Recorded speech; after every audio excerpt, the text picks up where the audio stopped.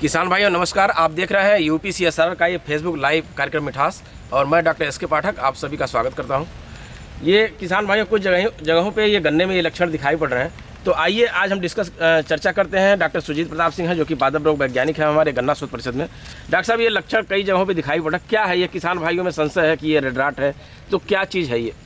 नमस्कार कृषक भाइयों, इस समय चूँकि मानसून काल चल रहा है और मानसून काल में बहुत सारी ऐसी बीमारियां होती हैं गन्ने की, जो कि गन्ने की पत्तियों में भी लगती हैं, गन्ने के तने में भी लगती हैं। इस समय जो इस लक्षण की जो कि डॉक्टर पाठक जी ने अपने हाथों में पकड़ा हुआ है, ये जो लक्षण कहा जाता है ये बैक्टीरिया से संक्रमित पौधा है और बैक्टीरियल टॉप रॉट स्टेज इसे कहते हैं, बैक्टीरियल टॉप रॉट बीमारी इसे कहते हैं। कभी कभी कृषक भाई ये बीमारी कुछ विशेष किस्मों में ज़्यादातर दिखाई देती है। कभी कभी किसान भाई चूँकि ऊपर से ये लाल हो जाता है, इसमें अभी कम लालिमा दिखाई दे रही है, लेकिन पूरी तरह से ये पत्ती लाल हो जाती है, तना जो होता है ये लाल हो जाता है।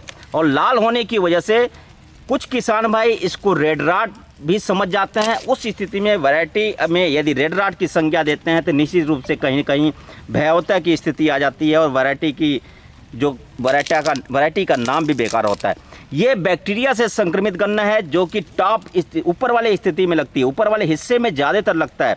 और शुरुआती अवस्था में आप देखो पत्तियों के अंदर वाले हिस्से में एक गहरे खूनी लाल रंग की जलीय धारियाँ पाई जाती हैं और ये जलीय धारियाँ बैक्टीरिया की वजह से दिखाई देती हैं, जिसे रेड स्ट्राइप कहा जाता है, लाल धारी रोग कहा जाता है। और ये बैक्टीरिया की वजह से होता है और धीरे धीरे ये बैक्टीरिया टॉप के अंदर चली जाती है और अंदर जाने के बाद आप देखोगे यहाँ पे ब्लैकिश ब्राउन कलर का ये टॉप हो जाएगा और नीचे से एक बूंद की जरा आप देखेंगे जैसे आंसू होते हैं, पानी के आंसू, इस तरह से ये बूंद की वजह से ये बैक्टीरिया का स्राव होता है और नीचे की तरफ गिरता है, गहरे ब्राउन रंग का होगा। और उसके ठीक नीचे की आँखें आप देखो, नीचे की आंखें सारी की सारी जमा हो जाते हैं। देखो यहाँ पे आंखें जम रही हैं, ये बैक्टीरियल टॉप रॉट बीमारी की वजह से होते हैं।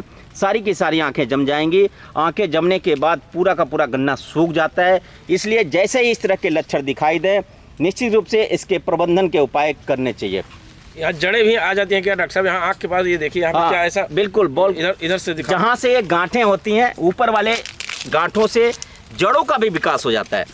बीमारियाँ जैसे ही ऊपर बीमारी आएगी, आप देखो यहाँ से जड़ों का भी विकास हो गया। हालांकि रेड राट वाले संक्रमण आने के बाद भी जड़ों का विकास होता है, लेकिन यहाँ पे टॉप रॉट हो रहा है, गन्ने की लंबाई ऊपर नहीं जा पा रही है, जिसकी वजह से टॉप इसका सड़ गया। टॉप सड़ने के बाद इसमें से गन्ने की आंखों से स्प्राउटिंग शुरू हो गई और यहाँ गांठों से जड़ों का विकास होना शुरू हो गया। तो इसीलिए किसान भाइयों को कन्फ्यूजन होता है कि कहीं ये रेड राट तो नहीं है। हाँ बिल्कुल, तो इसीलिए लक्षण चूँकि लाल रंग का होता है, इसलिए कृषक भाई कभी कभी कन्फ्यूजन होता है, संदेह की स्थिति में आ जाते हैं कि ये रेड राट तो नहीं है। तो इसमें किसान भाइयों को बिल्कुल भी संशय की ज़रूरत नहीं है, ये बिल्कुल रेड राट नहीं है, ये बैक्टीरिया के द्वारा ये बीमारी होती है। डॉक्टर साहब, अब इसका नियंत्रण क्या है? हाँ बिल्कुल, अच्छा प्रश्न है। जब इस तरह के संक्रमण किसान भाइयों को दिखाई दे, ये विशेष किस्मों में ही दिखाई देता है, सारे किस्मों में नहीं दिखाई देता है। तो ये जो संक्रमित पौधा है, इसको हम नीचे से काट के भी हम कहीं नीचे मिट्टी में दबा देना चाहिए, अन्यत्र ये जगह पे फेंक देना चाहिए, नष्ट कर देना चाहिए। उसके बाद क्या होता है, संक्रमण से बचने के लिए एंटीबायोटिक का स्प्रे करना बेहद ज़रूरी हो जाता है। एंटीबायोटिक में आप स्ट्रेप्टोसाइक्लिन का स्प्रे कर सकते हो, 0.01% का अनुपात होता है। यदि ग्राम में हम किसान भाइयों को देसी भाषा में बता दूं तो 100 लीटर पानी में यदि स्प्रे कर रहे हैं तो उसमें 10 ग्राम दवा होती है। ये 10 ग्राम स्ट्रेप्टोसाइक्लिन वही दवा है जिसमें कि पीले रंग की इतनी बड़ी पुड़िया होती है और 6 ग्राम की पुड़िया होती है, जो कि धान में बैक्टीरियल ब्लाइट के लिए सामान्यतः किसान भाई इस समय प्रयोग कर रहे हैं। इसके अलावा कॉपर ऑक्सीक्लोराइड और स्ट्रेप्टोसाइक्लिन को एक साथ मिला के भी स्प्रे करने से ये खतरनाक बीमारी पूरी तरह से समाप्त हो जाती है।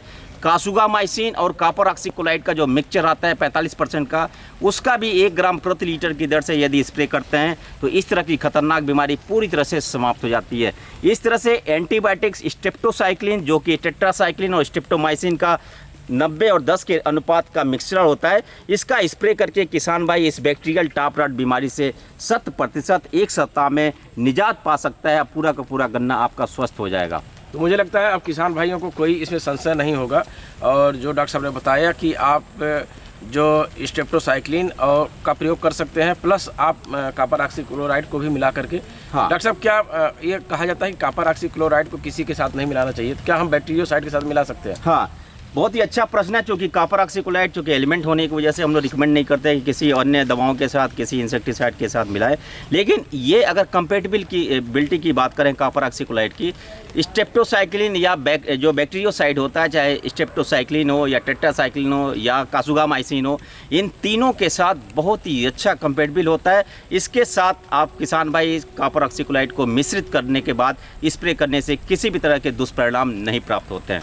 तो मुझे लगता है कि किसान भाइयों को अब कोई संशय नहीं होगा।